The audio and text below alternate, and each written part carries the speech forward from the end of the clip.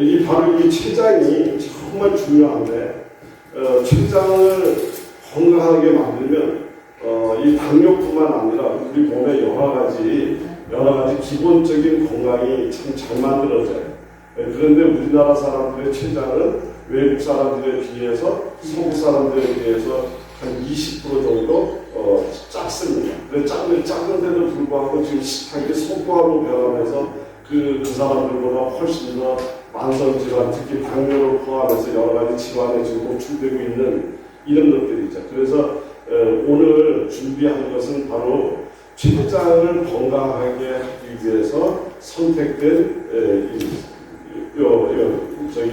오늘 시스템이에요. 그러니까 오늘 이제 준비된 것은 행복스프라는 이름으로 제가 지었는데 그 행복스프라는 이름을 처음에는 그냥 제가 장면가도 아니고 그냥 췌장이 좋아하는 스프에서 췌장 스프 이렇게 했는데 방송국에서 방송을 한 적이 있어요. 이 스프를 가지고 했는데 그 진행하는 여자 아나운서가 위장하고 여기가 굉장히 약한 사람이에요. 항상 여기가 이 촬영하고 영상에는 아주 밝은 모습으로 나오지만 이제 끝나기만 하면 뒤에 나오면 항상 여기 속이 불편해서 이렇게 하시는 그런 분인데 이 췌장 스프를 만들어서 이제 먹고 이제 미리 이제 방송 전에 이렇게 먹어보고 그렇구나 하고 이제 리허설을 하잖아요. 그걸 먹고 났는데 방송 내내 이렇게 편안하게 방송을 한 적이 없다. 그러면서 만약에 이거를 약사님 이름 안 지셨으면 행복스프라고 이름 지세요. 이래서 그분이 저한테 행복스프라는 걸 가르쳐줘서 제가 행복스프라는 이름을 바꿨습니다. 바꾸고 나니까 꽤 괜찮은 것 같아요. 그러나 오늘의 스프의 주 목적은 췌장을 건강하게 하는 스프예요. 췌장은 우리 단 것을 많이 먹으면 어떻게 된다 그래요? 당뇨가 된다 그러잖아요. 그런데 왜 그러냐면 췌장은 단맛을 느낄 줄 안다고 그럽니다. 요즘에 연구 논문에 보면 췌장에도 미각이 있다. 근데 미각이 있는데 무슨 미각? 단맛을 느끼는 미각이 있어요. 그래서 단맛이 들어가면 췌장이 얘가 좋은 애들 나쁜 애들 전부 다 그 지가 먼저 가져가려고 이렇게 하는데 설탕 같은 것들이 너무 들어가게 되면 이제 췌장이 무리가 되는데 그래서 이런 식품에서 나오는 단맛은 오히려 췌장을 건강하게 만든다 이런 거죠. 그래서 오늘 주 재료가 단호박, 당근, 양배추, 양파, 원래는 4가지. 이 4가지가 들어가 있는데 이 4가지의 공통점은 끓이면 단맛이 나는 거예요. 그리고 제가 항상 이야기하지만 점막을 튼튼하게 만들 줄 아는 베타카로틴류의 성분들이 굉장히 많이 함유하고 있는, 그래서 몸 안에 들어가면 전부 다 점막을 재생시키는 쪽으로 가기 때문에 좋죠. 그리고 여기에 충분한 식이섬유가 있어서 장 속에 미생물의 먹이까지 되고, 그래서 오늘은 여기가 미생물의 먹이를 더 증강시킨다는 의미에서 사과를 제가 추가를 했어요. 원처방에다 사과를 추가를 해서, 그래서 다시 얘기하면 단호박, 당근, 양배추, 양파, 플러스 사과. 그리고 만약에 여기 선생님들이 집에서 하실 때 여기다 하나 정도 더 추가하셔도 돼요. 뭐냐면 이 계절에 나오고 있는 예를 들어서 시금치가 지금 나오고 있다면 시금치를 여기다 넣어도 되고요. 또 아니면 상추가 나온다면 하다못해 상추를 집어넣으셔도 돼요. 그래서 제 계절 채소를 하나 정도 더 이렇게 그렇다고 많이 넣는 건 좋은 것은 아니에요. 그래서 전체 가지수가 7가지가 안 넘는 범위 안에서 한두 가지 정도 이렇게 더 집어넣으시면 또 괜찮다. 이제 이렇게 이야기를 드리고요. 그리고 여기에다가 이제 제가 평상시에 행복스프를 만들 때는 그냥 그렇게 만들었는데 오늘 육수 처리를 하나 더 해서 무, 미나리, 다시마, 이거는 항상 제가 기본으로 지금 실내를 깨끗하게 만들었는데 사용하고 있는 요 하나만으로도 단일 처방으로 완성된 처방이에요. 무, 미나리, 다시마. 그래서 이거 잊지 말라고 여기다 또 제가 다시마, 육수 처리를 하려고 그러면 또 준비를 해갖고 왔어요. 왜냐면 그거 하나만 열심히 드셔도, 그 물만 열심히 드셔도 없어지는 병들이 너무 많거든요. 그러니까 여기다도 기본으로 그렇게 끓여서 육수를 할 거고요. 여기서 지금 나눠드린 것 중에서 무, 미나리, 다시마는 육수용으로 갖고 온 겁니다. 그러니까는 이제 지금 한 2시, 아까 보니까 한 1시 반 정도쯤에서 우리가 법제를 시작을 해서 전부 세팅된 것이 한 40분 정도. 그러니까 지금 2시 조금 지나면 2시 한 5분 정도쯤 되면 법제를 이제 마무리를 하시고 여기 있는 걸 다 헹궈내서 육수 끓일 애들만 옮겨서 육수를 끓이시면 좋을 것 같아요. 그래서 육수 끓이는 건 한 20분 정도는 충분할 것 같고요.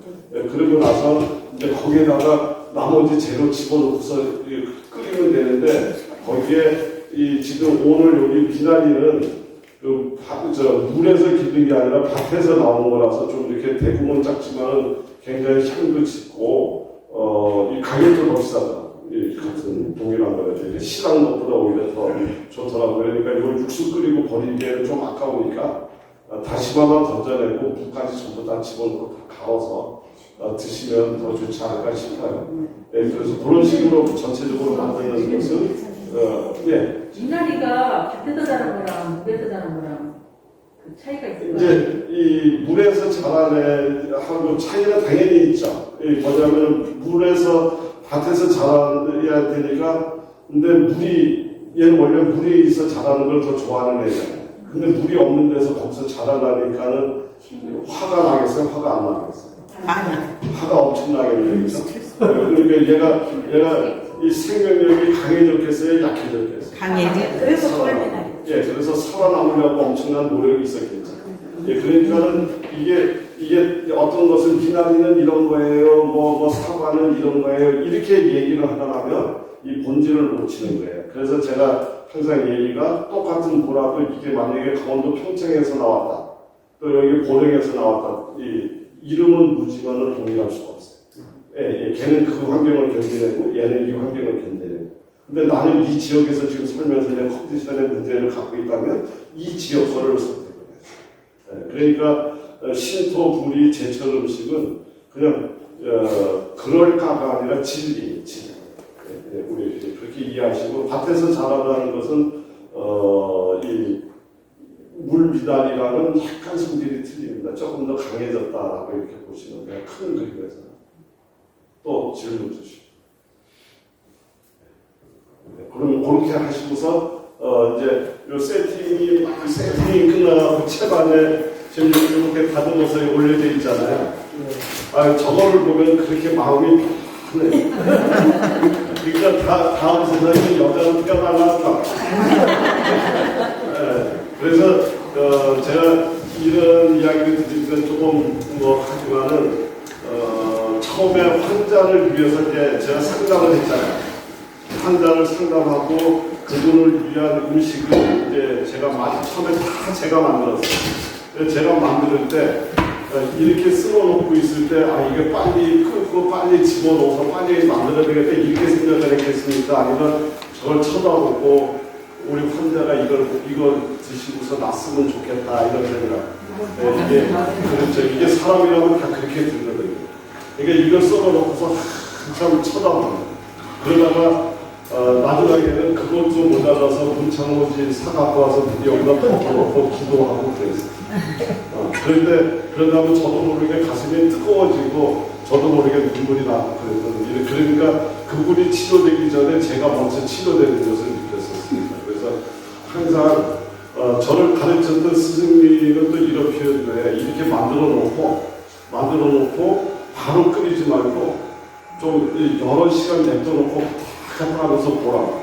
그리고 지나가면서 저게 잘 이렇게 돼서 누구를 치료했으면 좋겠다든가 어땠으면 좋겠다든가 이런 마음짜리 좀 많이 담아서 음식을 만들으라고 이런 표현을 하시는 걸 보면서 그거를 처음에는 그냥 묵고 지나갔는데 나중에 제가 실제 경험하면서 그게 무슨 뜻이었었구나 하는 것을 알게 되더라고요. 그러니까 실제가 똑같은 음식 재료를 놓고 그냥 영혼용으로 만든다 하고 휴가 온다고 하는 자식을 위해서 집에서 만드는 음식하고는 가서 성분 검사하는 차이가 완전하게 틀리다. 다른 것이 만들어져 있는데 동일한 재료인데 맛도 틀리고 영양성도 틀리고. 이제 그거는 왜 그렇게 됐는지에 대한 설명도 제가 이제 해드릴 거예요. 그래서 이제 그런 개념에서 음식은 끝까지 우리가 정성을 다해야 된다. 그래서 그냥 보통 맛있게 만드는 음식하고 치유 음식의 차이는 이 음식에 마음이 담기면 이 음식 재료에 증단을 하는데 이 마음이 여기 담기면 이건 치유식이에요. 마음이 안 담기고 그냥 했으면 그냥 음식.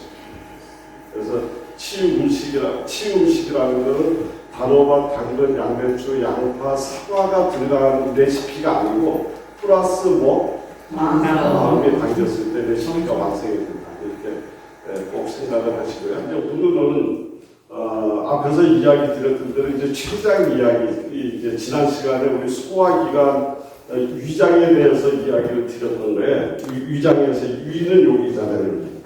그런데 위에서 이제 내려오면 이제 바로 여기가 소장이에요. 꾹꾹꾹한 거. 이게 제일 길어요. 소장이고 그 다음에 옆에 바깥에 있는 게 크잖아요, 그죠? 대장. 이렇게 대장이 되는데 대장은 상행, 횡행, 하행, S자, 그 다음에 똑바로 내려가는 직장 이렇게 구성이 되어 있습니다. 그리고서 소장은 전부가 한 6m에서 7m 정도 돼요. 굉장히 기는데 그거를 전부 다 펼쳐놓으면 얼마나 할까요? 전부 다 펼쳐놓으면 테니스 코트장, 테니스 코트장, 그러니까 25평 아파트 정도 돼요. 25평 아파트 평면 정도. 거기를 통해서 이제 영양 흡수가 돼서 들어갑니다. 그러니까 그 단위 면적을 넓히려고 하니까는 이 안에는 아주 자잘한 그 육모 돌기가 엄청나게 이제 만들어져 있는 장소이죠.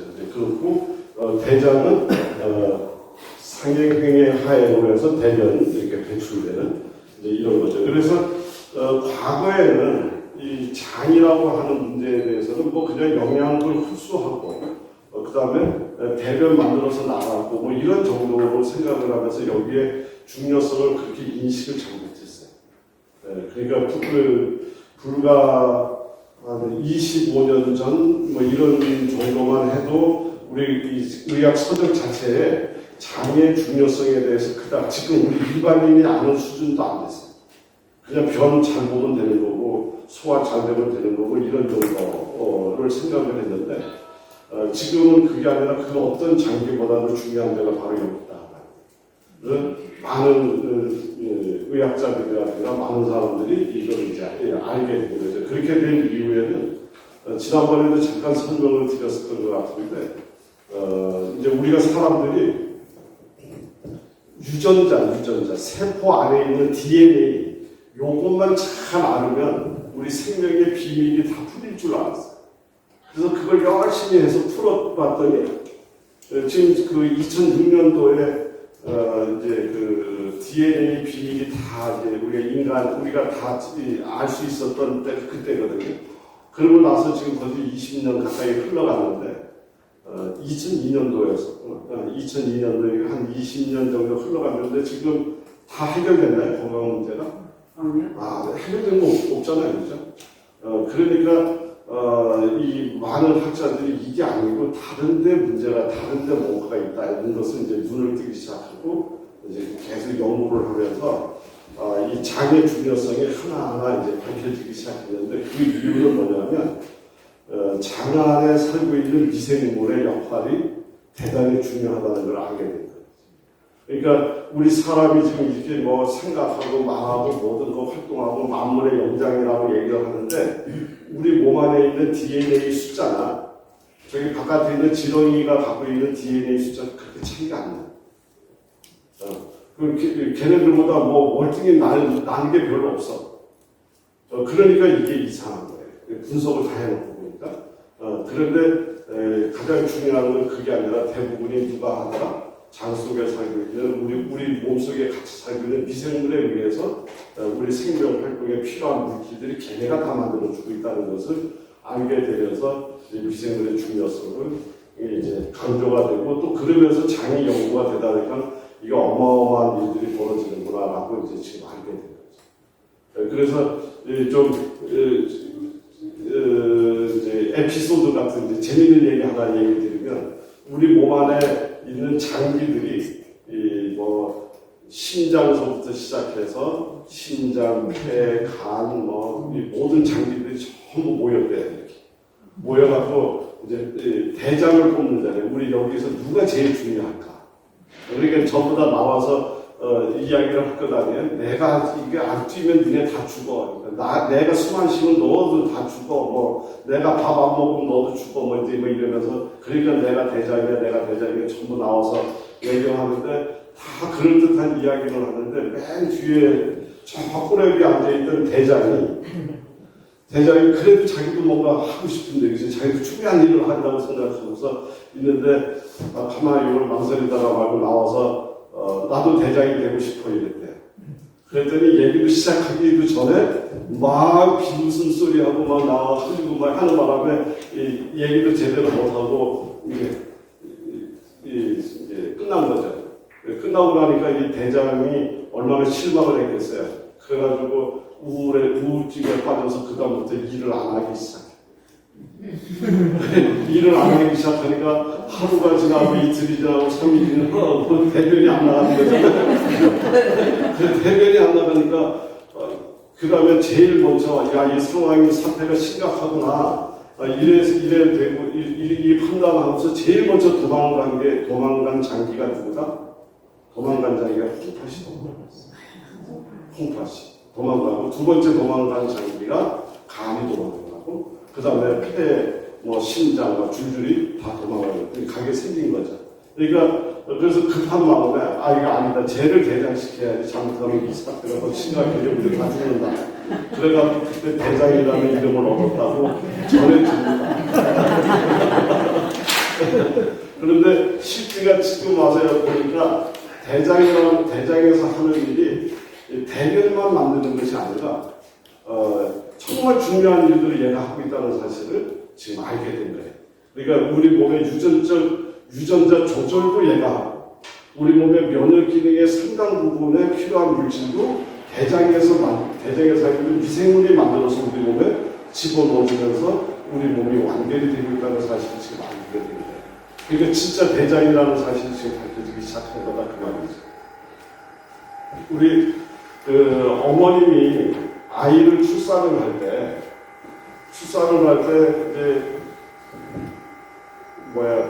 이제 자궁 안에서 다 먹여 살렸잖아요. 먹여 살리다가 이제 출산을 해야 되니까 이제 이 세상 내 몸을 떠나면 지가 먹고 살아야 되는데 엄마가 제일 걱정되는 게 뭐예요? 얘가 제대로 먹고나 살을까 하는 거였잖아요. 그런 걱정 안 하셨어요? 아이가 출산하실 때? 그냥 다 잊어버렸어요, 오래돼서. 근데 제 걱정이 이 아이가 제대로 살아갈까 하는 거예요. 왜 그러냐면 우리 몸 안에 있는 내부의 온도가 몇 도냐면 우리 36.5도잖아요, 인체 온도가. 근데 내부 온도는 한 37도, 38도 거저 가까이 한 우리 이 외부 온도보다 한 2도 정도가 더 높습니다. 그리고 어쨌든 끈적끈적한 점막이 굉장히 많이 발달되어 있잖아요. 그러니까 습도가 높고 온도가 높은 여름철 37.5도의 온도에서 고온 다습한 여기에 음식을 먹다 바깥에 놔두면 어떻게 될까요? 다 상해버리잖아요. 그런데 이제 앞으로 이 애기는 입으로 들어간 음식물이 그 통로를 지나가면서 그것도 하루 동안 머물러서 지나가야 되는데 이거 썩어버리면 다 꽝이잖아요. 그럼 얘를 안 썩게 만들려면 어떻게 만들어야 되나? 이게 어머니가 이 아이를 만들 때 가장 고민하고 완성도를 가져야 되는 부분이 바로 그 부분이었어요. 그래서 그 마무리를 지은 방법이 뭐냐면 엄마 몸에서 출산할 때 엄마 몸에서 잘 훈련된 미생물을 아기 몸한테 샤워하듯이 집어넣어줘요. 여름철날 김치를 담궈서 하루를 놔두면 걔가 썩어요? 안 썩죠. 맛있는 김치를 익어가잖아요. 그러니까 그 썩지 않게 만드는 미생물을 아기한테 샤워하듯이 집어넣어주면 그러면 그 미생물이 들어가서 장이나 이런 데 전부 다 포진을 하는 거예요. 전부 다 들어가서 자리를 잡습니다. 그래서 들어와서 그 미생물들이 막 여러 가지 그 장 내벽도 전부 다 도배를 하고 약을 발라서 나쁜 미생물이 못 살게 만들고 그러면서 자꾸 포진을 하는데 이 미생물들이 여기 소장에 있는 미생물하고 대장에 있는 미생물하고 썩을 수 있는 확률이 그러니까 만약에 음식이 썩는다면 어느 쪽에서 썩을까요? 대장에서 썩습니다. 그렇죠. 어느 분이 큰 소리로 말씀하셨어요. 아, 네, 우리 대장님으로 박수 한번 주세요. 정말 대장에서 썩을 확률이 크다. 오래 머물렀잖아요. 그리고 영양분을 다 뺏기고 난다잖아요. 그러면 엄마한테서 건네온 미생물의 3분의 2는 전부 대장 쪽에 가서 포진을 하고 3분의 1은 소장에 있습니다. 그러니까 긴 이 6m, 7m가 되는 여기보다도 요 뒤에 대장 쪽에 미생물이 훨씬 더 많다. 그래서 대장의 미생물들이 훨씬 더 많이 가서 이 내벽을 전부 다 나쁜 균이 번식을 하지 못하게 이 칩을 다 하고 거기서 총을 들고 지킬 수 있는 거예요. 나쁜 균들이 못 들어오게. 그래서 그 옆에다 장벽에다가 발랐던 것들이 주로 산성 물질을 발랐기 때문에 우리 옛날에는 유산균, 프로바이오틱스, 유익균 이런 표현을 쓰지 않고 옛날에 유산균 그랬잖아요. 산을 만드는 균이다 그 말이죠. 그래서 유산이라는 것을 만들어내는 균이 장 속에 산다. 이래서 유산균 했는데 지금 미생물에 대한 연구를 많이 하다 보니까 그거 말고 수도 없는 애들이 지금 산다는 걸 알게 된 거죠. 그래서 지금은 유산균이라는 표현을 안 쓰고 유익균이라는 표현을 쓰고요. 영어로는 프로바이오틱스라는 표현을 쓰고 있습니다. 어쨌든 얘네들이 더 많은 데가 어디가 있다? 대장 쪽에 가 있습니다. 근데 얘네들이 먹는 먹이는요, 우리처럼 이렇게 설탕을 좋아하고 뭐를 좋아하고 이런 애들이 아니고 얘네들은 어떤 걸 먹냐면 식이섬유라는 걸 먹어요. 그리고 다당류, 올리고당이라는 것을 먹습니다. 이제 얘네들이 이것이 주로 먹는 거예요. 엄마가 출산을 하고 나면 엄마 모유에서 젖이 나오는데 아기한테 필요한 영양성분이 나와요. 그거 먹고 아기가 커야 되잖아요. 근데 아기가 소화시킬 수 없는 난소화성, 절대 소화를 시킬 수 없는 물질이 엄마 젖에 포함돼서 또 나와요. 이건 또 웬일이에요? 그거는 왜 그러냐면 엄마 몸에서 건너간 미생물을 위한 먹이에요. 그러니까 엄마는 모유를 통해서 내가 육체적으로 낳은 우리 아이를 기르는 거 하나, 또 하나는 엄마 몸에서 건너간 미생물을 건강하게 길러서 우리 아이를 건강하게 만들어주는 그 일을 완성하기 위해서 또 하나. 그래서 두 가지 목적으로 엄마 모유가 나옵니다. 제가 이것도 알게 됐을 때 또 전율이 그러더라고요. 정말 기가 막히게 돼 있구나. 근데 지금 모유 수가 안 나잖아요. 너무 안타까워. 근데 더 심각한 거는, 제가 이제 이런 표현을 하는데, 만약에 사과를 깎아서 먹었어요. 그러면, 이제 이렇게 얘기를 할 거예요. 여기 소장에 있는 미생물은, 그래도 소장 상부 쪽에 있는 애는 그래도 밥을 조금 얻어 먹겠죠. 거기. 걔네들 먹는 먹이가 사과 속에 있으니까. 그런데 대장에 있는 미생물은 뭐라 그럴까요? 앞에서 다 먹어버리고 오늘도 나 또 굶네 이랬거든. 그런데 만약에 사과 껍질까지 먹었어요. 그럼 뭐라 그래요? 오늘은 그래도 오늘 저녁은 안 굶는 것 같다. 이렇게 해서 먹은 건 아니에요. 그렇죠? 그런데 만약에 역설적으로 더덕을 먹었어요.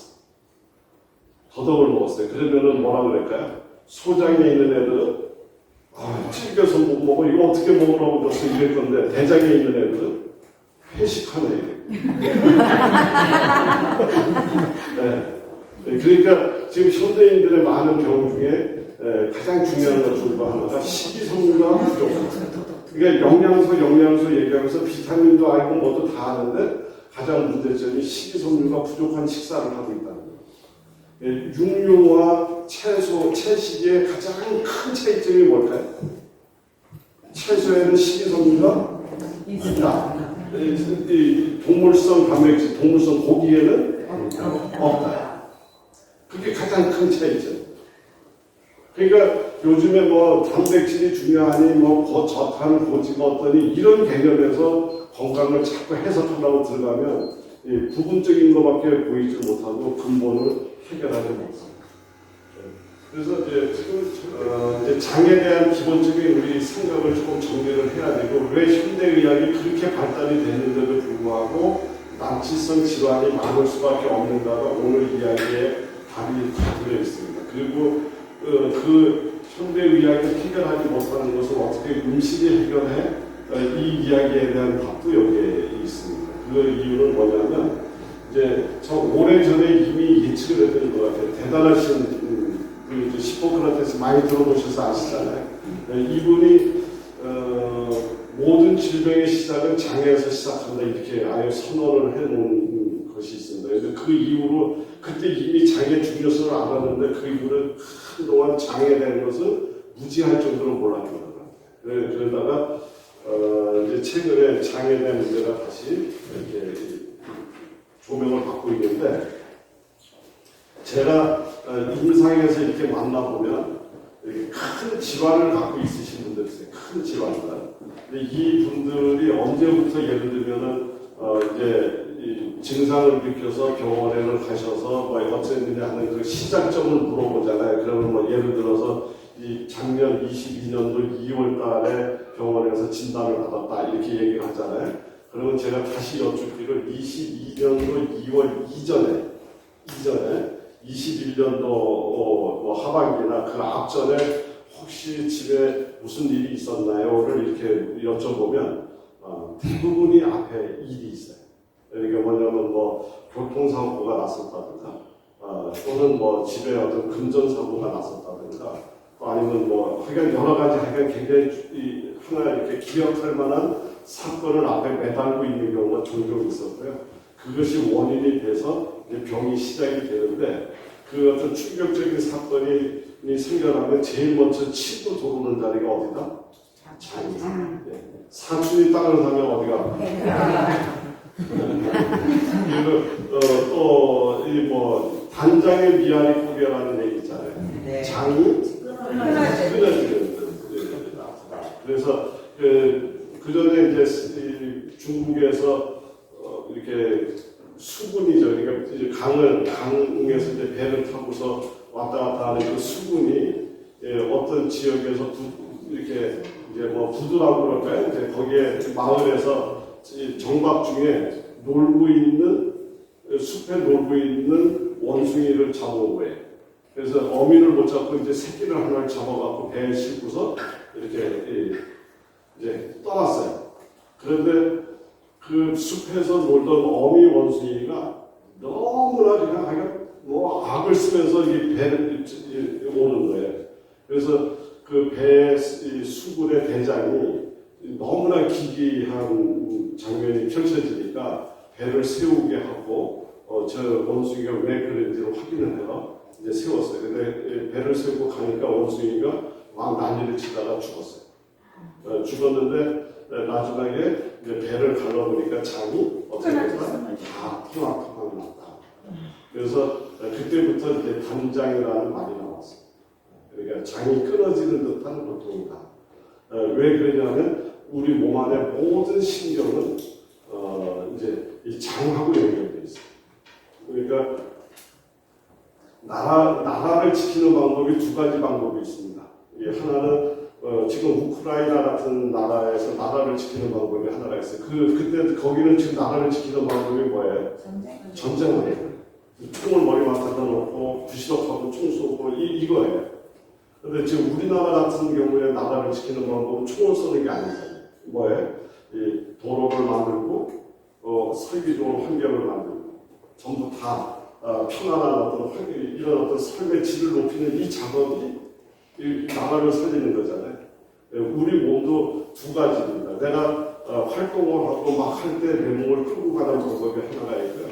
또 하나는 그 활동이 정상적으로 일어나기 위해서 영양을 공급하고 내 몸을 항상 편안하게 끌고 가게 만들어주는 이러한 작동을 하는 시스템, 두 가지 시스템에 의해서 우리 몸이 살아가도록 돼 있어요. 그런데 요 시스템을 많이 들어보셨을 때 자율신경이라고 해요. 자율신경. 그러니까 손, 발은 내 마음대로 막 움직이잖아요.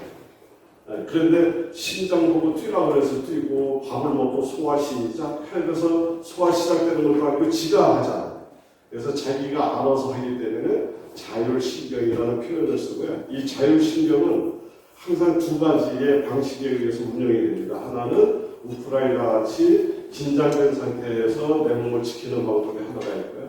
또 지금처럼 우리처럼 평화스러운 상태에서 지키는 방법이 있는데 이 긴장이라든가 투쟁 이런 쪽에 내 몸을 지키는 것을 교감신경이라고 얘기를 하고요.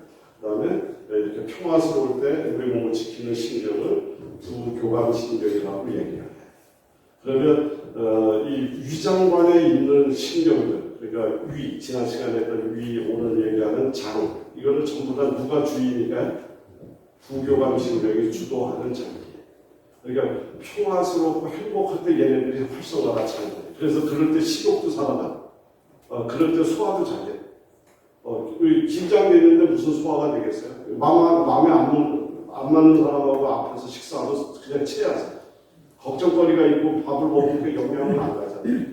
그러니까 부교감 신경이라고 하는 것은 편안할 때. 잘 들려요? 네. 이게 우리가 편안할 때 우리 몸을 살리는 신경이 부교감 신경입니다. 그러니까 대부분의 질환은 부교감 신경이 너무 활성화가 돼갖고 너무 편안해갖고 게으름까지 가서 병이 되는 사람도 있어요. 그렇긴 하지만 이제 그런 경우보다는 대개는 어떤 거예요? 과도하게 긴장되고 경쟁 사회에서 내가 살아남아야 되고 남들보다 더 뭔가를 만들어야 되는 이러한 현대인들의 대부분은 교감신경 주도하에 활동을 하는 대부분의 병이 찾아옵니다. 그래서 이 교감신경을 낮추고 부교감신경을 활성화시켜줘야지 되는데 이제 그런 방법이 가장 중요한 것 중에 하나가 이렇게 지금 서해 바다 같은 데 이렇게 하면서 그냥 아무 생각 없이 이렇게 멍 때리고 보는 거 있잖아요. 이런 것들이 이 부교감 신경을 활성화시키는데 가장 효과적이다 이런 논문들이 있어요. 동해 바다는 안 돼요. 동해 바다는 멍 때린다고 해도 쳐서 누우니까 이게 정신을 번쩍번쩍 나게 만들잖아요. 근데 이 서해 바다는 그렇지가 않아요. 고맙습니다. 그래서 서해 바다를 쳐다보는데 이 서해 바다 중에서도 이 보령 앞바다가 최고라고. 정말이에요. 지금 여기서부터 시작해서 이 앞에 그 안면도까지 있잖아요. 이 존이 왜냐하면 그 앞에서 또 안면도가 또 이렇게 막아주고 있어가지고 그 중에서도 더 여기가 편안함이 이렇게 되는 이런 자리라서 제가 사실은 충주가 제 이제 타양이죠. 타양이 저는 태어나기는 강원도 홍천이라는 데서 태어나서 서울에서 고등학교부터 생활 쭉 해갖고 2002년도 충주에 내놓기까지 서울에서 주로 생활했는데 지방이행을 결정하고서 다니면서 왔다 갔다 했던 자리 중에 하나가 이제 여기 안면도하고 이천 지역, 그다음에 또 뭐 강원도, 그다음에 또 왔다 갔다 해서 어떻게 저기로 가긴 했는데 여기가 정말 치유하는 데는 최고의 위치 조건을 갖고 있습니다. 이 바다가 있고, 또 숲이 있고, 또 여러 가지 어떤 우리 현대인들의 신경을 가라앉힐 수 있는 이런 편안한 자연 환경을 갖고 있기 때문에 이런 자리가 막히지 않아요, 사실. 그래서 굉장히 좋은 자리라는 것을 이야기 드리고, 장 얘기하다가 좀 이렇게 나왔는데, 장은 어쨌든 이렇게 편안하고 부교감 신경 주도하에 이 안정을 취하는 장이에요. 그러니까 다시 이야기를 하면 이렇게 음식을 잘못 먹어서 하루 이틀 체하고 설사할 수 있어요. 근데 그게 아니라 만성화되어 있는 사람도 있습니다. 항상 배가 아프고 항상 배에 뭔가 문제 있는 사람은 반드시 그 앞에 뭐가 붙어있다? 마음이 붙어있어요. 그러니까 스트레스가 붙어있고 신경 쓸 일이 붙어있고 뭐 돈 받을 자리를 돈을 못 받고 있거나 줄 자리를 지금 못 주고 있거나 둘 중에 하나 뭐가 있어요. 그래서 그 문제를 해결하지 않으면 이 문제가 해결이 안 된다. 이게 장이에요. 그래서 장에 대한 문제는 이렇게 그렇게 생각해서 항상 배를 이렇게 쓰다듬고 우리 저기가 그랬잖아요. 그 저기 우리 아기가 아프면 할머니가 이렇게 배야 했잖아요.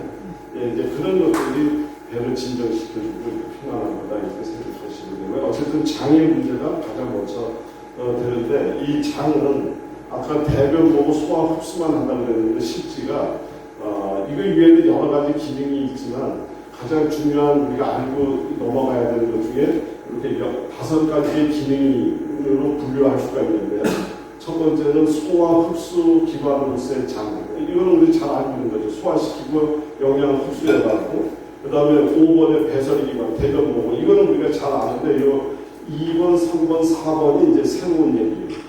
2번, 3번, 4번은 뭐냐면 면역기관으로서의 장. 그러니까 영양분을 흡수해서 들어간다고 그러면 장이라는 관문을 통과를 해서 들어가야 돼요. 먹으면 장에서 흡수해서 들어가잖아요. 그러니까 장은 함부로 아무나 들어갈 수가 없는 곳이에요. 우리 인천공항에 아무나 막 들어오지 못하듯이 우리 몸에 들어가는 주 통로가 어디가? 진짜 들어가는 자리는 다 장에 직결되어 있습니다. 그래서 장은 우리가 보통 때도 집에서 집으로 들어오는 것을 문이라고 얘기하잖아요. 문이라고 얘기하는데 문 중에서도 굉장히 중요한 문이기 때문에 의학적으로 소장에 있는 문을 관문이라고 그냥 문이라고 안 부르고 관문이라고 불러요. 그래서 소장, 관문 이렇게 얘기를 해요. 우리나라도 관문이 있죠. 저 문경에 가면 문경 세제에 가면 1관문, 2관문, 3관문 이렇게 있고요. 이 문이라는 것은 굉장히 중요합니다. 혹시 남대문이 화재 났던 사건을 기억하시나요? 네. 요즘에도 불도 많이 나고 막 하지만 그때 남대문이 불 켰을 때 우리 전 국민의 마음속에서 그냥 그런 건물 하나 불난 화재 사건으로 보지는 않았어요. 그냥 나라가 무너지는 듯한 느낌이 아마 많은 사람들 마음속에 다 그런 뭔가 이 나라가 무너지는 듯한 느낌이까지 가지 않았을까 저는 그렇게 생각을 합니다. 그걸 왜 그러냐면 문이라는 상징은 잘 지켜져야 돼요. 문은 잘못 지켜지면 안과 밖 들어오지 말아야 될 게 안으로 들어온 순간 여기는 혼돈에 빠질 수밖에 없잖아요. 그리고 남대문은 우리나라를 가상적으로 우리나라 대문이라고 우리나라 사람들 마음속에 갖고 있기 때문에 그 대문이 불타고 있으니까 우리 전체가 무너지는 듯한 그런 느낌으로 갔다. 제가 이야기를 다시 이야기드리면 관문은 잘 지켜져야 돼요. 함부로 들어가면 안 돼. 우리 보면은 관문이라는 이름을 얻고 있는 데가 세 군데가 있습니다. 하나는 뇌로 들어가는 관문이에요. 여기 아무나 들어가면 안 되잖아요. 뇌 관문이라고 그래요. 뇌 관문. 그리고 또 하나는 남자한테는 없고 여자한테만 있습니다. 뭐냐면 태반 관문. 태반 임신을 했을 때 그리고 아무나 들어가면 안 되잖아요. 그래서 태반 관문이라는 관문을 설치해놓고 아무나 태아한테 못 들어가도록 관리를 하고 있습니다. 이게 관문이에요. 그 중에 이 소장 관문은 우리 먹고 사는 문제에 관한을 얘가 다 결정하고 얘가 다 판단해서 우리 몸을 먹여 살리는 굉장히 중요한 문이다. 그렇기 때문에 거기에 우리 몸 안에 있는 면역세포의 75% 이상이 다 거기 가서 지키고 있습니다. 다 지키면서 들어가지 말아야 되는 애들이 들어가면 막 투닥투닥 싸우고 뭐 난리가 나는 거죠. 이렇게 나오는 거고요. 그 다음에 세 번째 그 기능은 장에도 뇌가 있다는 거예요. 장에도 뇌가 있다. 이런 얘기 많이 들어보셨죠? 장은 제2의 뇌다. 뭐 이런 걸 얘기 많이 들어보셨죠? 처음 들었나? 장에는 뇌가 있다는 거예요. 제2의 뇌, 뭐 이런 얘기 하는데 사실은 제2의 뇌가 아니라 원초적 뇌라고 부르는 것이 저는 맞다고 봅니다. 우리 그 정자와 남자가 만나서 이제 분화가 돼서 사람의 모양이 되는데 제일 먼저 만들어진 우리 몸의 장기가 어딜까? 제일 먼저 만들어진 심장? 네. 그 심장 탁 했어요. 또 따로 이 정자 남자가 탁 만나서 잘 기억력을 생각해보세요. 옛날에 내 몸이 만들어질 때 어떻게 만들어졌나. 심장도 좁히잖아요. 한표라고 그래. 신장 나와서 심장에 한 표. 또. 지금 우리 말씀은 뇌가 장이 야, 지금 그 답이 아주 가까이 왔어요. 가까이 왔는데 그 중에서도 장 중에서도 어디? 소장. 대출이 이어지는 거니까. 그러니까 안에 태출이 이어진 건 이제 아직까지 내 몸이 안 만들어지고 이제 그건 영양 공급 라인이고 우리 몸 안에서 제일 먼저 만들어졌던 자리는 이제 장은 장인데 어디가 제일 만들어졌느냐면 항문이 제일 먼저 만들어졌어요. 항문이 만들어져서 얘가 점차 자라서 이게 쭉 해서 입까지 연결이 되면 끝난 거예요. 그런데 입을 먼저 만들어 놓으면 음식이 들어갔는데 나갈 데가 없으면 입을 안 되죠. 이게 사실은 우리가 태어날 때 이미 그러한 지혜로움을 갖고 태어나요. 그러니까 이 세상 살아갈 때도 버릴 수도 없는 거를 욕심내서 먹는 사람들이 있어요. 자기 능력이 안 되는데 그걸 가지려고 하는 사람이 있어요. 이건 다 탈나는 거예요. 그러니까 제일 먼저 뭐부터 만들었다? 버리는 것부터 만들었어요. 그래서 항문을 만들고 점차 자라서 이제 입까지 돼서 이게 완성이 되니까 이제 입에만 들어가면 이게 쭉 빠져나가잖아요. 그러면 여기서 영양이 야금야금 들어가서 다른 장기가 살아날 수 있도록 또 만들어놓고 이렇게 되는 것이다. 이런 것들도 굉장히 철학적으로 이야기하는 굉장히 중요한 의미가 있는 것 같아요. 그래서 이제 이렇게 만들었는데 그렇게만 만들어 놓고 끝낸 애들이 있어요. 더 이상 이제 더 안 만들래 그냥 항문에서부터 입까지 연결 딱 해놓고 끝 이제 그만하는 애들 있잖아요. 어떤 애들 있어요? 미숙아는 그래도 머리를 만들어 놨잖아요. 지렁이. 지렁이 그렇게 만들고 끝냈잖아요. 말미자 이제 이런 것들을 우리는 뭐라고 얘기를 해요? 장만 갖고 끝내야 돼. 우리 사람도 그렇지는 않지만 강장동물이랑 비슷하게 살아가는 사람들이 있어요. 뇌사 상태에 빠져 있는 사람. 그러면 뇌사 상태에 빠졌으면 모든 걸 머리가 다 판단한다고 그러면 머리가 죽었으니까 음식을 먹어도 영양을 우리 몸에 못 나눠 가질 거 아니에요. 그런데 음식은 먹이면 살잖아요. 그거는 누가 다 감당하고 있다? 장에 있는 뇌가 그 일을 하고 있는 거죠. 그래서 저는 두뇌가 먼저 발견되고 그 다음에 마지막에 장에도 뇌의 기능이 있다는 것을 알게 되고 나서 제2의 뇌라고 이름을 붙였지만 따지고 보면 원초적인 뇌는 장뇌라고 얘기하는 것이 맞다. 그래서 제가 이 원초적 뇌라는 말을 사용했습니다. 장에도 뇌가 있다는 말을 발견한 미국의 지금 제가 이름은 잊어버렸는데 그 교수가 이런 걸로 봐서 이거 분명히 뇌의 기능이 있다라고 얘기를 해서 그때부터 제2의 뇌의 기능이라고 얘기를 했는데 저는 생각할수록 제2가 아니라 제1초가 맞다고 생각을 합니다. 이제 이렇게 하는데 이제 문제는 장이 만들어지고 이제 다 해서 모든 것이 세팅이 끝났을 때 장 속에서 수집한 정보, 그러니까 뭔가 음식이 지나가면서 음식이 지나가던 세균이 들어왔던 뭐가 들어왔던 우리 몸속에 입을 통해서 들어왔잖아요. 그래서 항문까지 지나가는 이 여정 속에서 우리 장에 있는 애들이 얘를 판단했을 것 아니에요. 이 정보를 누구한테? 머리한테 알려줘요.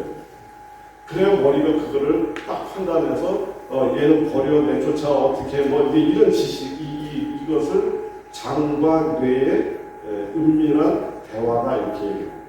이 대화가 끊어지는 순간 우리 몸에는 대형 참사가 일어나는 거예요. 그래서 옛날부터 어떻게 알으셨는지 이런 건 잘 몰라도 우리나라 여기에 보면은 뇌가 맑으면 머리도 맑다 이런 얘기들 많이 하잖아요. 장청, 뇌청 그런 것들이 결국은 장과 뇌가 우리 생명을 컨트롤하는 데 있어서 가장 중요한 협업 관계를 맺어가고 있다는 거예요. 이제 그러면서도 더 중요한 거가 장 속에 살고 있는 미생물들에 의해서 장에 있는 이 정보를 센싱하고 이거 하는 그 능력이 극대화된다는 거예요. 그리고 머리에서 지시를 내렸어요. 야, 쟤 방어할 수 있는 물질 좀 만들어서 쟤 좀 쫓아버려. 그러면은 장 내벽이 그걸 만드는 게 아니라 걔가 누구한테 부탁하냐? 미생물한테 부탁해서 미생물이 그걸 만들어서 내쫓아준다. 그러니까 결국은 따지면 미생물과 장과 뇌의 협업 속에서 우리 몸이 살아가고 있다는 거예요. 그런데 그 미생물을 맨날 굶겨. 고기가 좋다고 고기 맨날 먹다 식이섬유 안 주고 맨날 그러니까 걔 맨날 굶기니까 일이 돼야 안 돼? 일이 안 되는 거예요. 예. 이제 이런 내용들이 굉장히 중요한 내용입니다. 이건 굉장히 그래서 이것만 잘 이해만 하시면 건강이 보이고 모든 게 다 잘 보여요. 그래서 그런데 이제 뇌의 장에는 뇌의 기능이 있다는 말을 우리가 조금 더 깊게 해석을 해야 돼. 지금처럼 해석하는 방법이 하나가 있지만 또 하나의 중요한 관점 중에 하나는 이 뇌는 똑똑하기도 하지만 또 어떻게 아주 단순하고 바보. 이 뇌는요. 왜 그러냐면은 반복된 일에 대해서는 관여를 안 하려고 해요. 반복된 일에 대해서는 지금 우리 선생님들이 자리에 앉아 계시는데 불안해요. 이 땅이 이 건물이 무너지면 어떨까? 이 천장이 무너져 내려오면 어떻게 될까? 이게 지금 불안한가요? 전혀 불안하지 않잖아요. 예, 지금은 머리가 전혀 관여하지 않고 있는 중이에요. 근데 여기가 만약에 얼음판이다. 그러면 여기 이게 부딪힐 소리가 나면 머리가 이게 뭐야? 이게 판단하려고 달려들잖아요. 그리고 징검다리를 건너거나 외나무 다리를 건널 때 한 걸음 한 걸음 옮길 때마다 머리가 밟아도 돼, 밟지 마. 이걸 결정해 주는데 평상시에 우리가 만나고 있는 일은 머리가 판단하네. 네. 누가 판단하냐면 우리가 이미 경험했는 경험이 그냥 판단해 놓고 있는 거예요. 네. 그래야 머리도 또 딴 일을 할 것 아니에요.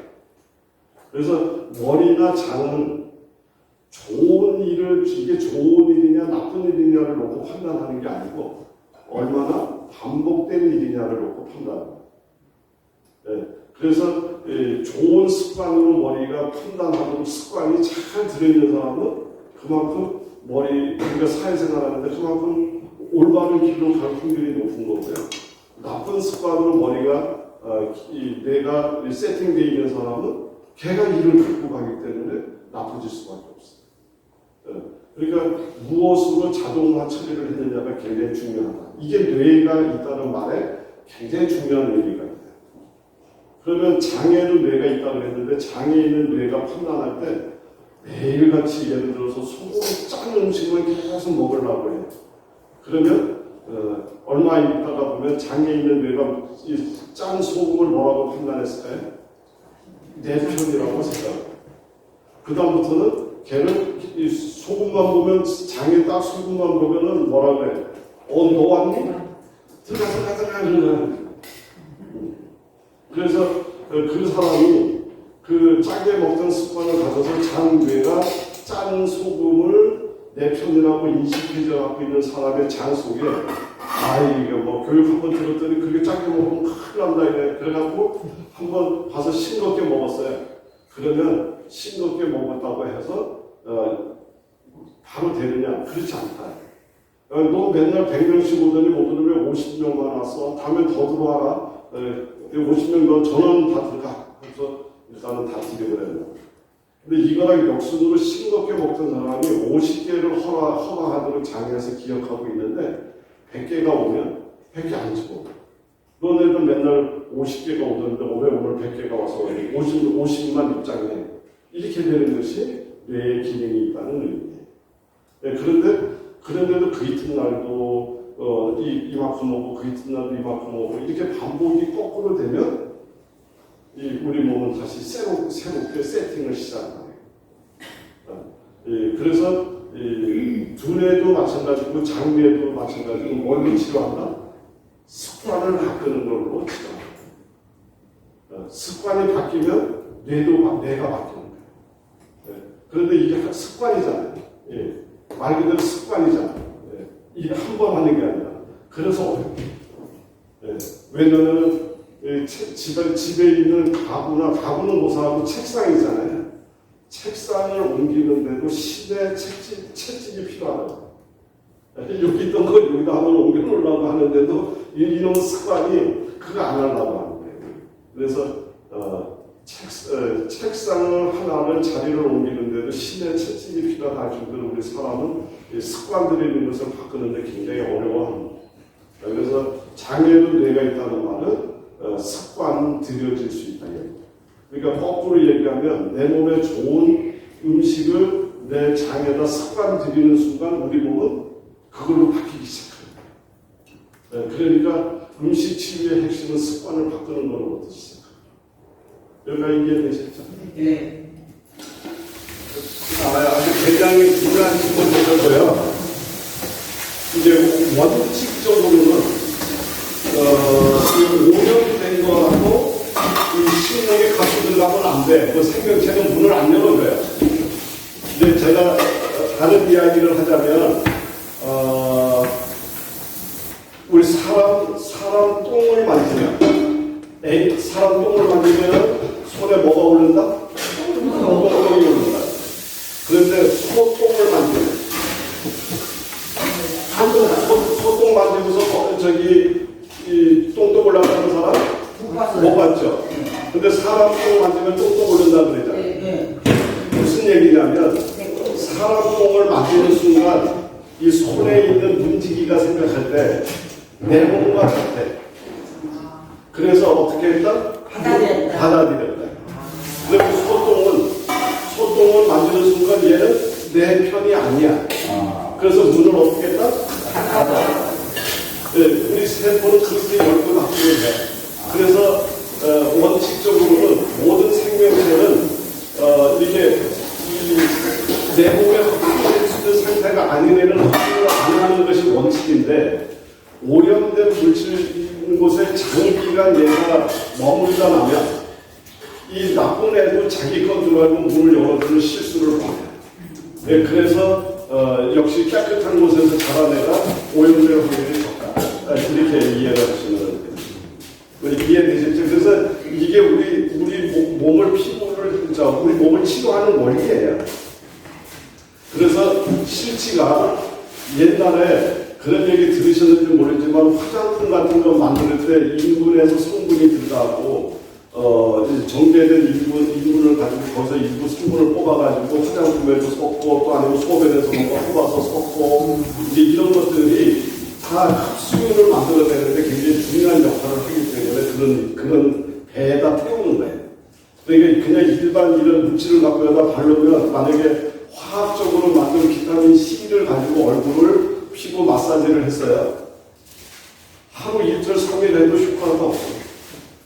그 한 달 정도를 내내 하면 효과가 이제 얘가 어제도 오늘도 맨날 오는 거야. 그러면 그때부터 얘가 문을 열어주기 시작해요. 그런데 비타민 C가 화학적인 것이 아니라 천연으로 된 비타민 C가 있어. 예를 들면 감자즙이다. 이 안에 비타민 C 많잖아요. 보리새사 분말이다. 오렌지즙이다. 전부 다 비타민 C가 천연으로 돼 있잖아요. 이 애들을 바르면 우리 몸에서 문을 굉장히 빨리 열어줘. 이거는 우리 몸에서 받아들이는데 그게 저항이 없는 애들이거든. 그래서 화학적으로 만든 비타민 C를 가지고 얼굴을 팩을 한다고 하더라도 일반 천연을 여기다 혼합을 해줘서 바를 때 훨씬 더 효과가 뛰어납니다. 이게 우리 피부, 우리 세포가 문을 열어주는 원리예요. 그런 의미에서 이 간장이 들어오면 이 장에서 문을 열어줄 때 문을 너무 잘 열어줘. 왜냐면 얘는 엄마 양수와 비슷하게 해요. 그래서 실제가 여기서 문 관리하는 이 소장에서 문을 관리하는 문지기가 어떤 문지기가 있냐면 나트륨 필수만 보여주면 통과시켜주는 문지기가 있어요. 이거를 이제 어려운 용어로 나트륨 수용체라고 이제 의학적으로 그렇게 얘기를 해요. 근데 이제 그런 말이 중요한 게 아니잖아요. 나트륨만 보면 나트륨이 데려온 것만 보면 너 들어와 들어가. 특히 글루코스가 들어갈 때는 나트륨 글루코스 관문이라는 관문을 사용해서 들어가요. 그러니까 앞에 나트륨이 붙어줘야 얘가 들어가는데, 그러니까 그 나트륨 패스가 있어야 들어간다. 그러면은 만약에 노인분들이 기력이 떨어져서 음식 소화도 못 시키고 기력이 떨어져서 막 이래요. 그러면 이분한테 링거액을 가서 맞추는 것도 중요하지만 집에서 소화력을 높여주기 위해서 제가 어떤 맛이 좋다고 그랬어요? 소금. 아니 무슨 맛이? 아니 이 단맛, 짠맛, 짠맛. 이 에너지를 만들어내는 맛이 무슨 맛이야? 단맛이라고 했잖아요. 그리고 위장을 튼튼하게 건강하게 만드는 맛이 무슨 맛? 단맛이라고 했잖아요. 그래서 이제 단맛을 가지고서 곡식을 갖고 단맛을 만들어내는 거에 결정품이 누구냐면 조청 같은 애. 조청과 이 쌀을 갖고 과가지고 흡수되기 좋게 여틀금으로 삭혀가지고 막 이래 했잖아요. 바보시계도 결국 그 원리잖아요. 그렇게 했는데 조청에다가 에너지 전환율이 제일 빠른 과일이 누구라고 그랬어요? 바나나라고 그랬잖아요. 그죠? 그래서 운동 경기 선수들이 바나나 먹고서 들고 뛰면 벌써 그 에너지를 갖고 쓰는 거예요. 그래서 박세리 선수가 바나나를 몇 개를 먹었는데 100m 달리는 그 올림픽 선수가 바나나를 먹고 라카르에서 먹고 나와서 들고 뛰면 벌써 그 바나나에 힘이 반영이 된다 이럴 정도로 에너지 전환율이 빠른 거예요. 그러면은 바나나를 끓여서 싹 갈아가지고 뭐하고 섞어요? 조청하고 섞어. 그러면 바나나 조청 범벅이 만들어져요. 뚝딱지처럼. 그럼 얘를 흡수를 쫙 시켜야 될 것 아니에요. 누구 보고 대로 들어가게? 간장 보고 대로 들어가게. 그래서 바나나 조청을 그냥 먹으면 바나나 조청이에요. 근데 여기다가 간장을 딱 떨어뜨려서 드시는 순간 얘는 약이다. 이해되셨죠? 네. 실제 한번 해보세요. 노약자분들이라든가 또 어린애들 저 학교만 가라면 배 아픈 애들 있어요. 밥 먹지 않으면 배 아프다는 애들 있어요. 그리고 키 성장이 잘 안 되는 애들. 이런 애들 같은 경우 바나나 조청 한 일주일만 먹여도 돌아서만 바꿔요. 그래서 이럴 정도로 그러면서도 여기다가 간장 조금만 섞어서 하면 훨씬 좋고요. 영양학적으로 이 칼슘 세포 안에는 주인이 누구냐면 칼륨이라는 애예요. 칼륨. 세포 바깥의 주인은 나트륨이라는 애예요. 소금에. 나트륨은 소금은 물만 보면 어떻게 한다? 녹죠. 그러니까 물만 있으면 물을 붙잡는 애. 그러니까 우리 짠 거 먹으면 물 먹고 싶어지잖아요. 그러니까 이 나트륨은 물을 붙잡는 애고 칼륨은 물을 버리는 애. 그래서 이 두 개 애들의 상호작용에 의해서 우리 몸에 적절한 이 수분이 유지가 되고 있는 거거든요. 근데 채소나 과일은 칼륨이 많아. 그래서 채소나 과일이 좋다고 많이들 먹는 것까지는 좋은데 거기다 플러스 무염식, 저염식이 또 좋다고까지 생각하면서 만약에 과일이나 채소를 열심히 먹으면 물을 계속 버리니까 몸이 어떻게 된다? 건조해져. 그래서 실제가 이렇게 보면 비건주의자 분들이라든가 저염식, 무염식을 주장하는 사람들이 이렇게 보면 얼굴에 빛이 깜짝깜짝 나야 되는데 그게 아니라 얼굴이 푸석한 게 그 사람은 식중독이 뭐 부족해? 수분 부족. 그래서 이게 우리 몸에 항상 비율이 맞아 떨어져야 돼. 그래서 비율이 맞아 떨어져야 되기 때문에 아까 이 스프는 과일과 채소 중심으로 만들었기 때문에 칼륨은 많은데 나트륨이 조금 부족해요. 그래서 여기다가 간장, 여기가 영양학적 접근을 얘기하는 거고, 제가 아까 다른 측면에서 그 나트륨이 들어왔을 때 이게 흡수율이 높아지면서 한다는 거는 장에 있는 나트륨 패스, 그리고 장에 있는 애들은 반복된 거에 의해서 이제 습관의 문을 열어주는 거잖아요. 그러면 얘를 간장을 조금 섞었다고 하더라도 얘를 계속 만나 반복해서 먹으면 이 장에 있는 애는 누구를 좋아할까요? 나트륨을 좋아할까요? 칼륨을 좋아해요? 칼륨이 많은 음식을 맨날 먹으니까 아니 칼륨을 좋아해요. 자기 친하네 맨날 만나네. 그러면은 이 칼륨과 나트륨이 들어가는 물은 같은 물을 사용합니다. 칼륨과 나트륨이 들어가는 물은 같은 물을 사용하는데 칼륨이 우선순위로 들어가고 거기에 맞는 나트륨이 들어가는 거예요. 그래 됐을 때 우리는 혈압도 안정이 되고 세포의 연화의 환경이 가장 안정적으로 세팅되기 시작합니다. 이건 좀 다소 어려운 얘기였었는데 이제 그런 개념이라고 생각하시고는 다 잊어버려도 좋고요. 이제 이런 것들을 드실 때 여기다 뭐 넣는다? 간장하고 식초를 넣고 드시고 그다음에 얘가 내 몸에 반영이 되기 위해서는 어쩌다 한 번이 아니라 어떻게 한다?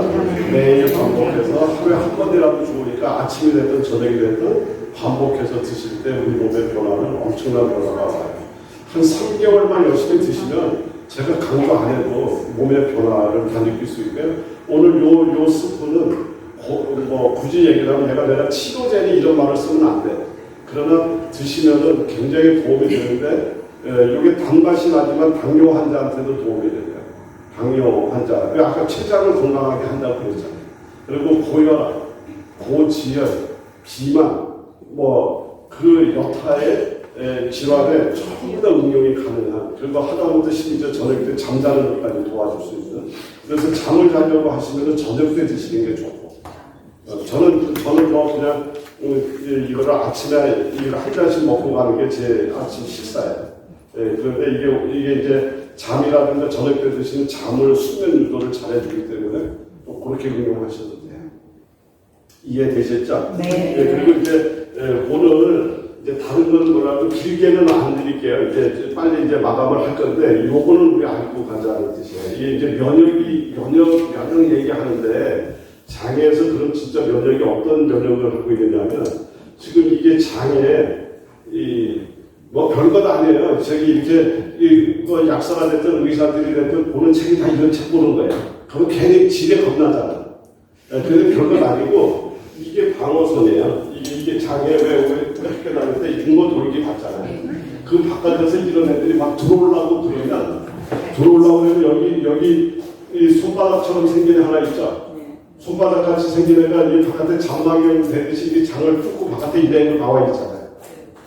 이래 나와 있는데 제가 이 바깥에 있는 걸 살펴보는 거예요. 장 안에 어떤 놈이 돌아다니나 하고 이렇게 살펴서 저런 애가 들어온다고 생각하면 요거를 안에다가 연결해서 요 T셀이라고 했는데 요게 이제 면역세포인데 얘가 정보를 수집을 해갖고 얘한테 가르쳐줘요.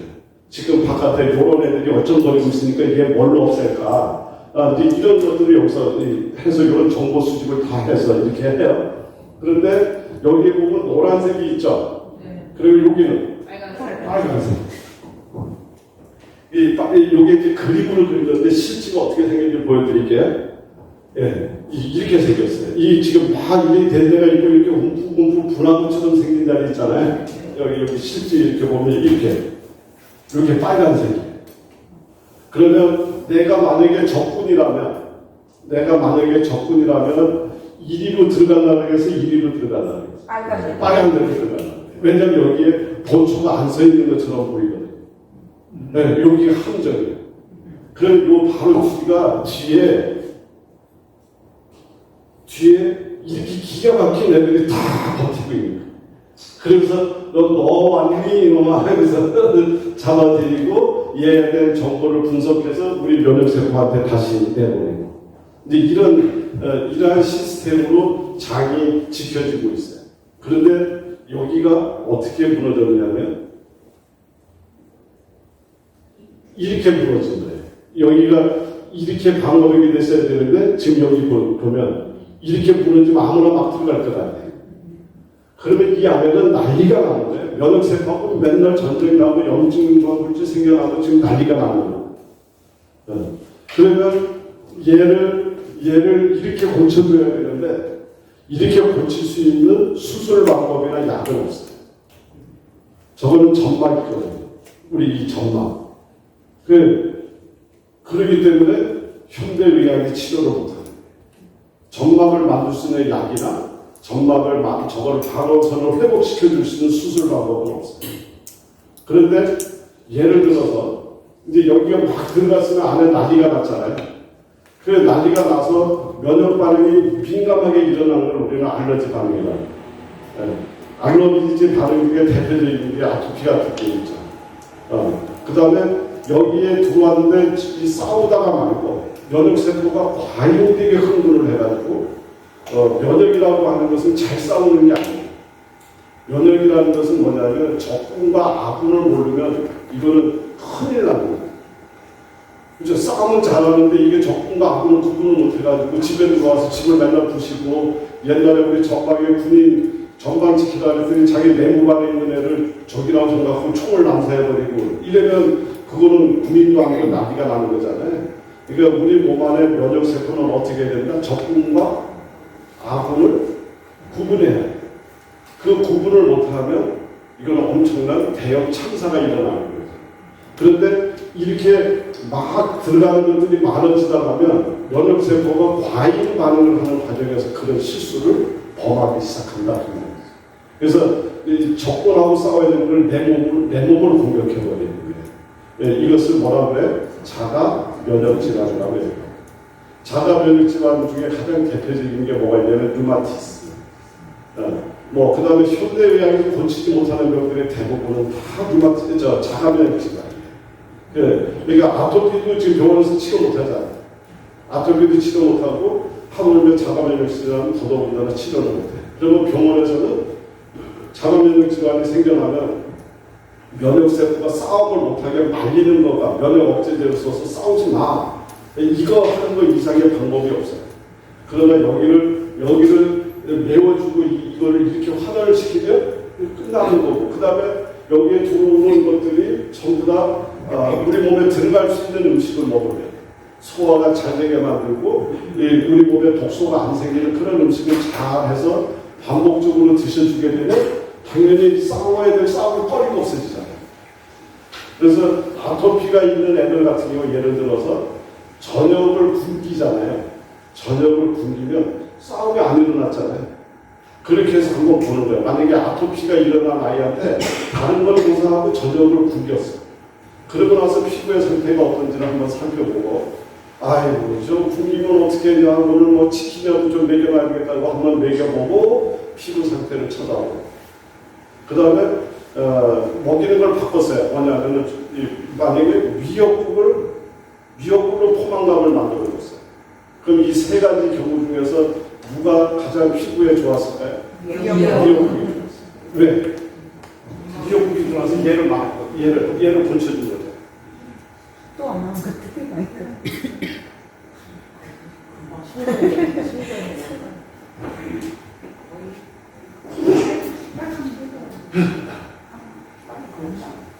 마이크 어떻게 나? 마이크 있어요. 됐습니다. 이제 제가 기술자가 되는 거예요. 그래서 그런 의미에서 점막의 이야기가 너무나 중요하다는 거예요. 왜 현대의학이 아토피를 못 고칠까? 이게 분명하게 이게 보이잖아요. 그럼 지금 이게 그림으로 설명을 한 겁니다. 그런데 실제 한번 사진을 볼게요. 요게 정상적인 장의 모습이고 녹아내려서 무너진 장의 모습. 요거는 누가 그랬을까요? 이거는 글루텐 불내증이라 해서 밀가루가 그렇게 한 거예요. 밀가루가 이렇게 됐습니다. 그런데 이 글루텐이라는 것은 엄격히 얘기하면 렉틴이라고 얘기를 하는데 이런 거 용어는 그렇게 중요하지 않습니다. 중요하지 않은데 이거는 뭐냐면 식물이 동물을 향해서 자기를 포식하고 있는 동물로부터 자기를 지키기 위해서 만들어내는 방어 물질의 일종을 우리는 렉틴이라고 얘기를 해요. 그래서 이 렉틴 같은 애들은 주에 이제 밀가루라든가 곡류에 들어있는 렉틴을 글루텐이라고 얘기를 하는데 얘네들이 들어오면 장을 녹여버려요. 아까 이렇게 여기를 이렇게 구멍을 내는 거예요. 구멍을 내버리면 이리로 아무나 막 들어갈 것 아니에요. 막 들어가면 우리 몸에 깊은 혼돈 속에 빠지면서 면역 반응이 다양한 반응이 일어나면서 지금 우리 주변에서 보고 있는 그런 질환으로 연결돼서 다 들어가는 겁니다. 그런데 이런 글루텐을 만들어내는 애들도 예를 들어서 현미가 100명 중에 99명한테는 분명히 좋은 음식이에요.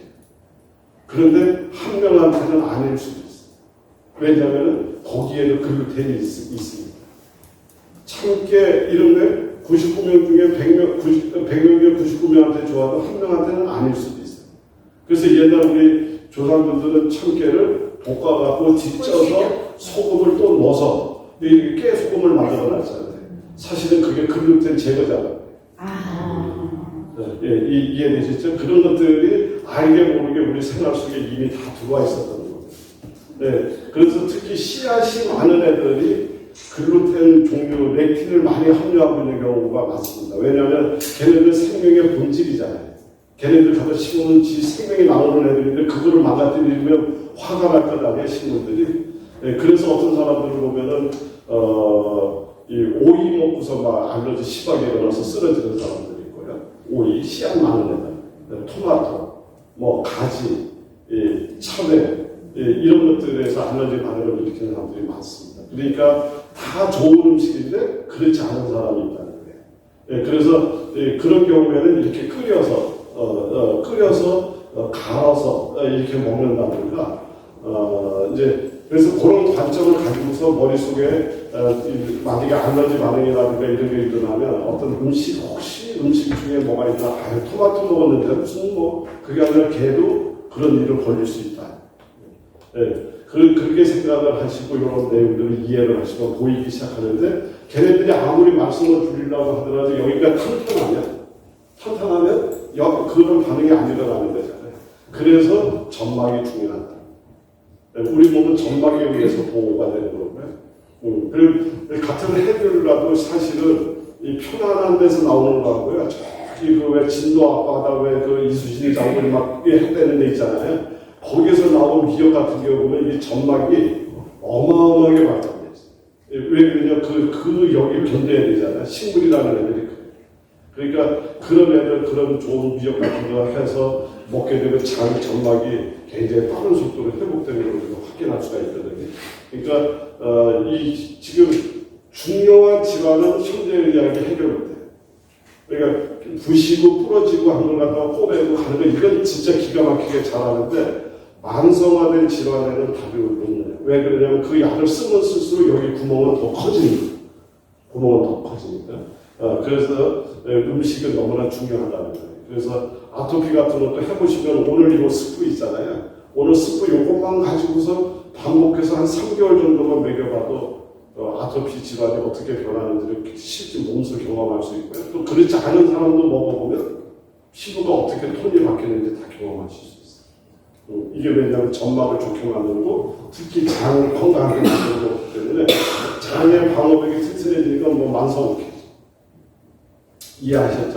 네. 이제 오늘은 여기까지 이제 준비 오늘까지 하고요. 그다음에 원래 당초에는 요거 말고만 나중에 갱년기니 뭐 이런 어떤 데 도움이 되는 뭐 음식 처방 뭐 이런 걸 몇 가지 더 준비하고 있었는데 제가 지금 사실은 약간 고민이 있습니다. 뭐냐면 이 음식 치유에 조금 더 걸맞는 레시피를 조금 더 선택을 해가지고 이왕 시작한 김에 이제 어떤 좀 전체적인 것을 이렇게 우리 선생님들이 이해하고 나름대로 가정에서 적용할 수 있게끔 이런 처방을 조금 더 변경해야 안 될까라는 생각을 제가 지금 조금 갖고 있어요.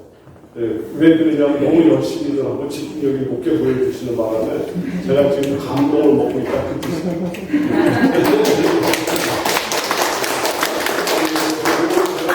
아까 처음에도 말씀드렸지만 필요한 이렇게 각자의 이렇게 형식은 필요 없는데 성함하고 전화번호 그다음에 정쓸말이 없으면은 어떤 강의 좀 해주세요라고 하셔도 좋고 뭐 감사합니다라고 써도 좋고 그러나 많은 질문을 주실수록 제가 던져드릴 게 더 많아.